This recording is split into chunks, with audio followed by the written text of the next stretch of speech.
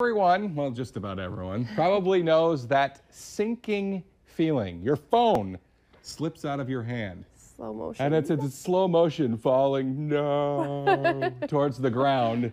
You go down to pick it up and just hope that the screen isn't cracked. Often it does crack. And how do you know if you can fix it or if you just have to, text through the cracks? The Valley Today's Christy Larson is getting all those answers for us this morning as she joins us live from iCare Electronic Repair. Good morning, Christy.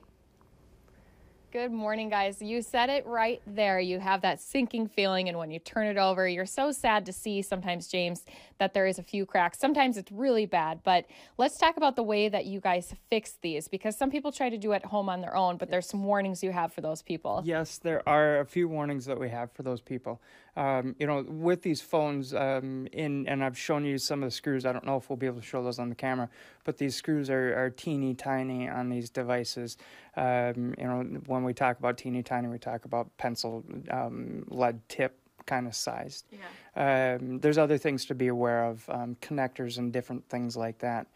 There's also different length screws in these devices now where you can induce what we call long screw damage to the device, where you can actually tear traces that run right underneath those screws. So, a lot of people say, oh, just go buy the part off of eBay or Amazon or whatever online source.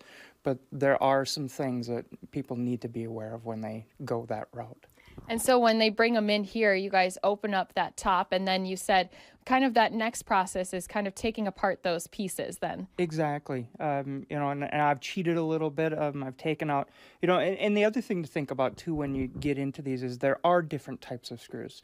Mm-hmm. There's pentalobe screws, and this is iPhone specific when I talk about some of these parts, but there's pentalobe screws in the bottom. So in order, it's not just the screen that you need that pentalobe screwdriver.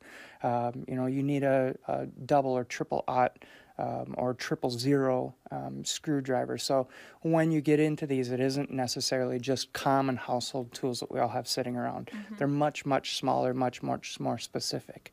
And so, like I said, I pre-took this guy apart and got those screws out to open it up and get down to where we really get into the heart of these repairs.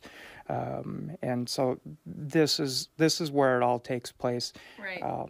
Obviously, it looks simple, and when people look at these and they say, oh, geez, I can do that, there's a lot more to this than just, you need to be gentle with these connectors, because if you're not gentle with them, you can destroy the connectors, not so much on the part.